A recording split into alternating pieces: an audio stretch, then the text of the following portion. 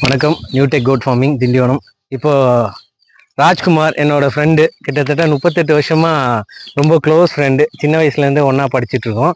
இவர் நம்ம ஊரில் இப்போ வந்து கோழி பண்ண ஆரம்பிச்சிருக்காரு. அவரோட ஜஸ்ட் என்னோட சேனலில் அவர் இன்ட்ரடியூஸ் பண்ணலான்னு. என்ன நேம் வச்சிருக்கா ராஜ்?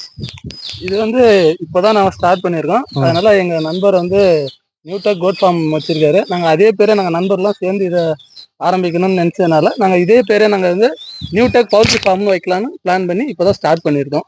அப்போ ஒரு நியூடெக் குழுமம் இது. ஆமாம். சரி, வாங்க போகலாமா? ஃபர்ஸ்ட் ஒரு ஷெட் இருக்கு. அந்த ஷெட்ல என்ன கோழி வச்சிருக்கான்னு பார்க்கலாம். வாங்க.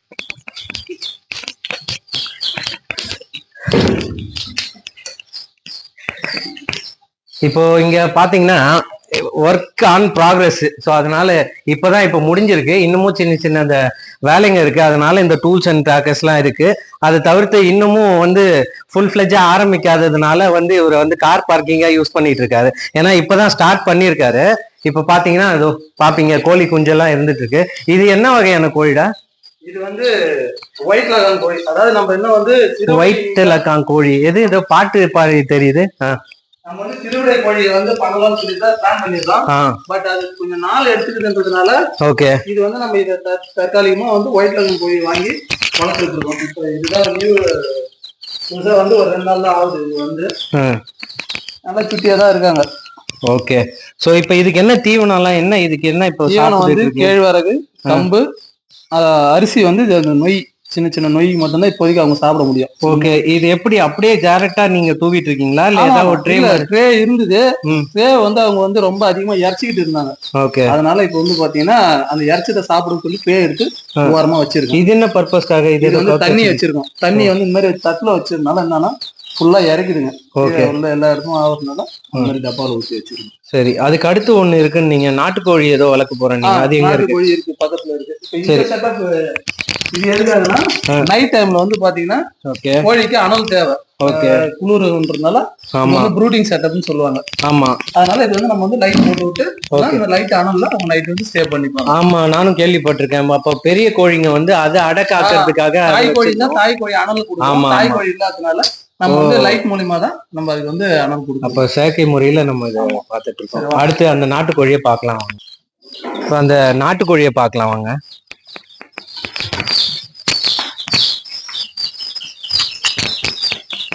இப்போ இது ஸ்பெஷலி ஃபார் நாட்டுக்கோழிக்கு மட்டும் இந்த ஷெட். இது வந்து பாத்தீங்கன்னா ஒன்லி இந்த குஞ்சு அடை வச்சு அவங்க வந்து வளர்றதுக்காக மட்டும் இந்த ஷெட் போட்டிருக்கு. ஓகே. இது வந்து முழுக்க முழுக்க தூய சிறுவிடைன்னு சொல்லுவாங்க.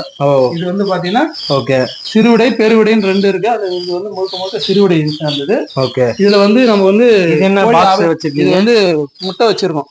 ஓகே. இல்ல ஏதோ இண்டிகேஷன் தெரியுது. இது என்ன? இது வந்து பாத்தீங்கன்னா சென்சார் எவ்வளவு ஹீட் இல்ல டெம்பரேச்சர் இருக்கணும்ன்றத காமிக்கிறது.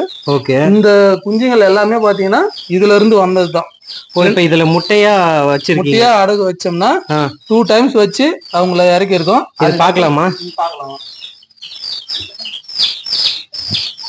ஓகே. இது இப்ப உள்ள இருக்கும்போது ஆன்ல தான் இருக்குமா இல்ல ஆஃப்ல இருக்கு? அது வந்து அந்த டெம்பரேச்சர் குறையும் போது பல்ப் ஆன் ஆகி அந்த டெம்பரேச்சர் கொடுத்துட்டு மறுபடியும் ஆஃப் ஆயிடும். இந்த ஃபேன் வந்து எதுக்குன்னா இந்த டெம்பரேச்சரை இந்த பாக்ஸ் ஃபுல்லா வந்து இது பண்றதுக்காக. இல்ல இது ஆட்டோமேட்டிக்கா ஆன் ஆஃப் ஆகும். சென்சார் இது இருக்கு பாருங்க. இது வந்து சென்சார். ஓ, இந்த டெம்பரேச்சர் எப்பலாம் இன்கிரீஸ் ஆகுதோ அப்போ வந்து அது லைட் ஆஃப் ஆயிடும். டெம்பரேச்சர் குறையும்போது அது வந்து சென்சார் இது. Okay okay right. இப்போ இது இன்னும் எவ்வளவு நாளைக்கு இருக்கணும்? இது வச்சு வந்து ஒரு 5 நாள் ஆகுது.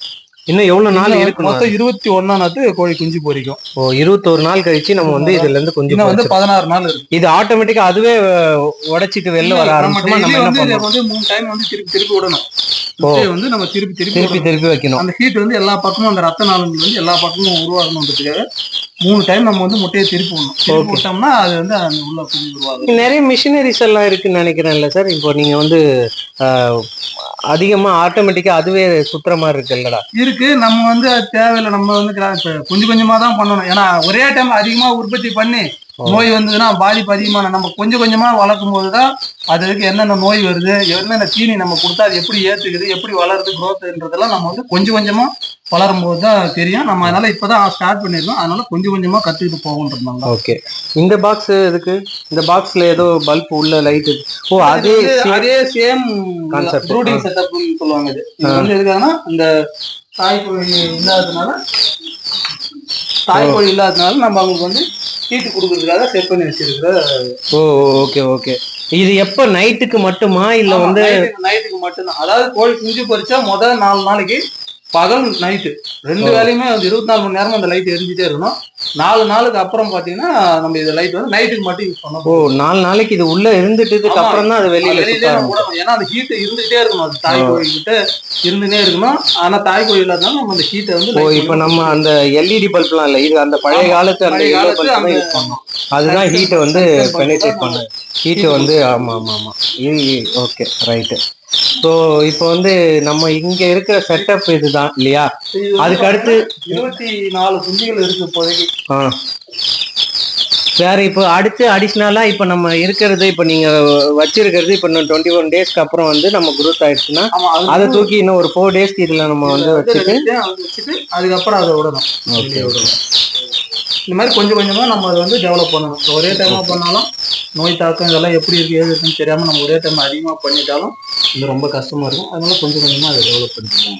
ஓகே. இப்போ அதான் இப்போ நெக்ஸ்ட் நீங்க வந்து இப்போ இதுக்கப்புறம் அடுத்தடுத்த என்னென்ன அப்டேட்ன்றத நான் என்னோட சேனல்ல கொடுக்கும்போது இவருக்குமே வந்துட்டு என்னென்னன்றதை உங்களுக்கு அப்டேட் பண்ணிட்டு இருக்கேன். நன்றி, வணக்கம்.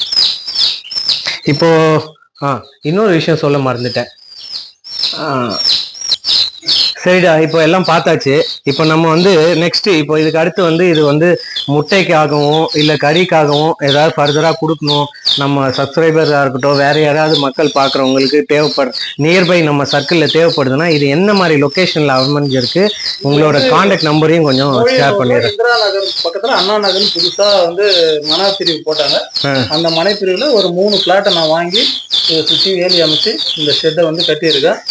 அது ஏரிக்கு பக்கத்துல இருக்கிறதுனால நல்லா காத்தோட்டமாகவும் நல்லா இருக்கும். என்னுடைய ஃபோன் நம்பர் வந்து பார்த்தீங்கன்னா 9786625075. இது வந்து இப்போதான் குஞ்சு வச்சிருந்தாலும் இது வந்து வளர்றதுக்கு ஒரு 3 மாசமாவது ஆகும். இந்த 3 மாசத்துக்கு அப்புறம் தான் இது வந்து கோழியாகும். அதுக்கப்புறம் நாட்டுக்கோழி முட்டை இல்லை கறிக்காக ஏதாவது தேவைன்னாலும் நம்மள அணுகலாம். எதுவாக இருந்தாலும் நம்ம. சரி, நான் இவரோட நம்பரை வந்துட்டு நான் டிஸ்கிரிப்ஷன்ல உங்களுக்கு கொடுத்துட்றேன். சரிடா, ஓகே ரைட். நம்ம வாழ்த்துக்கள். நம்ம முன்னேறிட்டே வருவோம். கண்டிப்பா நம்ம முன்னேறினா 4 பேரை முன்னேற்றுவோம். சரியா? ரைட்ரா. ஓகே, நன்றி.